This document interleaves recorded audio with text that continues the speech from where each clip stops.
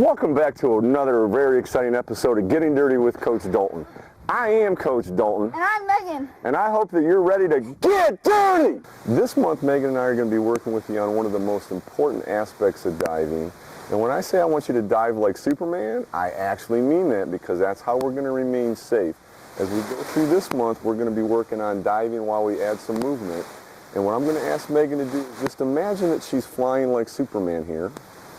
And you'll notice when she did that, I didn't have to explain to her what angle to get her head off the ground, but now her head is actually off the ground, so that face mask isn't going to bite into the ground.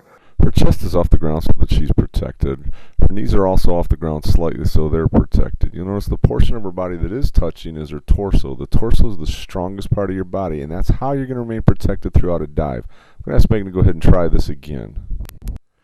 As she gets ready to dive, she's going to work on the same things we worked on last month. She's going to get her left leg way out in front. She's going to get really low. As she dives and as you practice this, really pretend that you're being Superman. You notice that she's got her neck up off the ground so that is going to be perfectly safe. Her face mask is going to dig in. Her chest is off the ground. Her knees are off the ground. Her torso is the only thing in contact. We're going to start working now on adding some movement to the dive. The reason we're working on diving is because we want to be really aggressive on bases. We want to try to put pressure on the other team instead of just assuming that everybody's going to make good throws. We're trying to get real lead off the base so that if something were to happen, there's just a bobble, we can go. Or if another runner takes off, we're in position we can actually get there and not have to worry about getting thrown out. So Megan's down in a good athletic stance as though she's gotten her lead off of first base, and we're going to need to get her back to the base.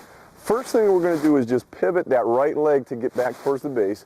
You notice she's still way too high off the ground. We don't want to dive from way up high.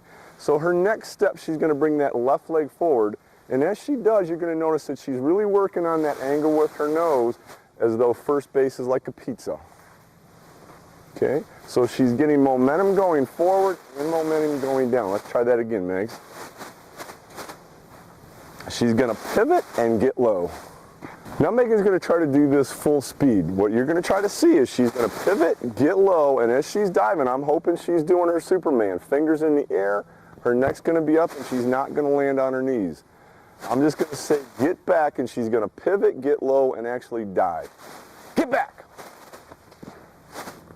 Now that you got the basic idea how to pivot and get low coming back, we're going to add some real movement to this. So this time Megan's going to practice it with an actual lead off of first base. She's going to plant where she's going to take her lead to. She's going to be in her athletic position, and she's just going to immediately explode back. It's just simulating the catcher's got it and giving her the eye like she's going to snap it back. As she comes back again, it's going to be pivot, get low, and dive. We ready? All right, go. Okay, very nice.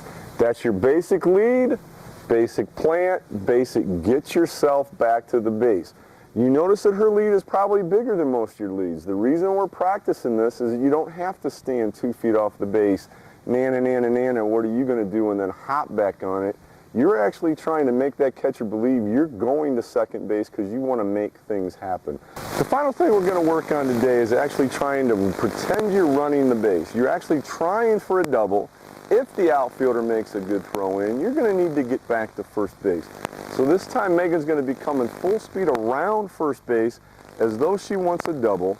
She's going to have to decide, hey, the throw looks like it's on target. She's going to plant and try to come back.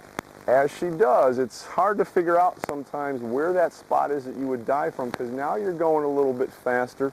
So you need to work that out. She may need to try this 1 or 2 times to make sure she gets the right spot. Here we go, Meg. Go. Good looking hit right there.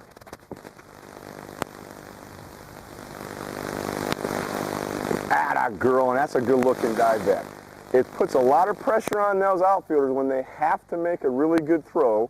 If you see that the throw's on target, you can plant, start coming back, and you may have to figure out how far out in front of that base you can dive. When you can do that fast, that opens up your game a whole lot because now instead of having to settle for singles, you can at least try for doubles, and those are going to turn into doubles if those throws are off target at all.